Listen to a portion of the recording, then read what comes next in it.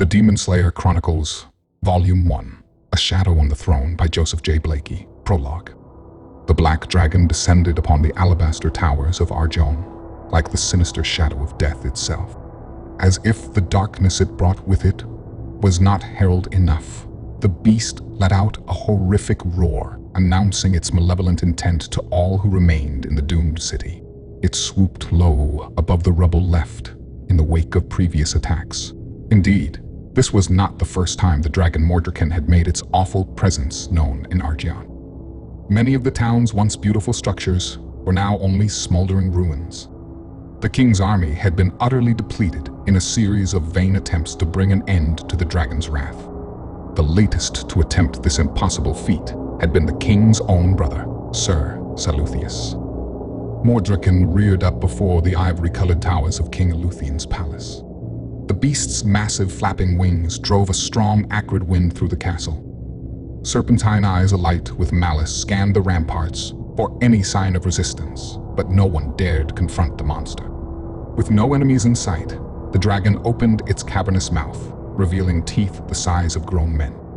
In an instant, the castle wall was bathed in orange flame.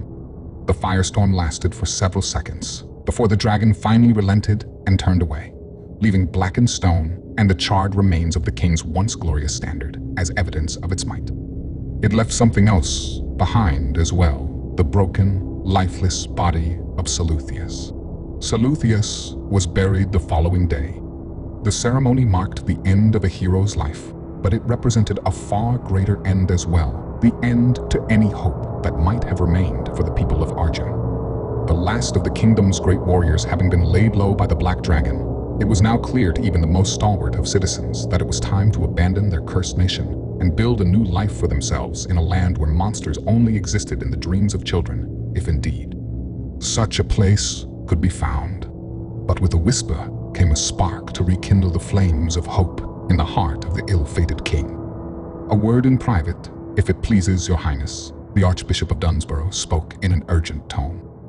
"Faithful and pious Onthariel, the only thing that would please me now is the immediate death of this beast that plagues us," King Eluthian said in a weary voice. "And so you shall be pleased," Onthariel said as he drew the king out of earshot of the other mourners.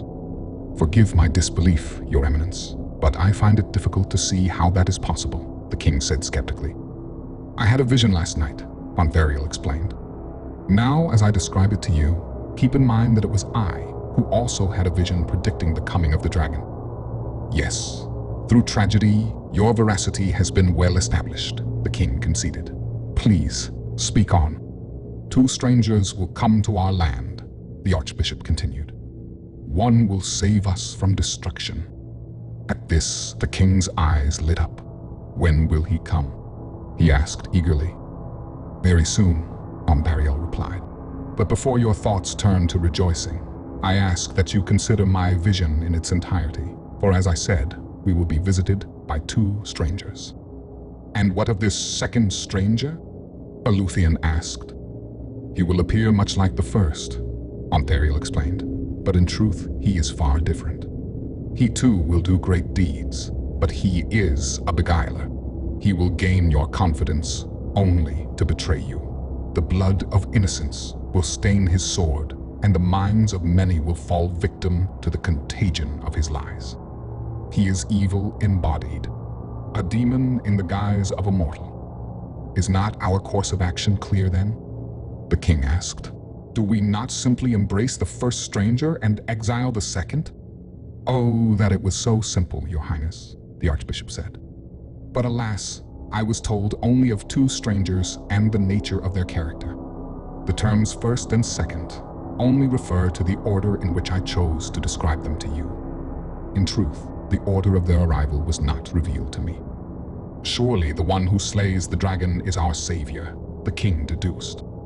"Yes, if our salvation lies only in killing the dragon," Onthariel said.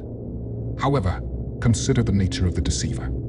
He too will do great things, so much so that he will find great favor in your eyes. Tell me, Onthariel, when all is said and done, will I make the right choice?" Eluthian asked desperately. Will I choose the righteous one over the deceiver? I am afraid it is not for me to answer that question, Onthariel said grimly.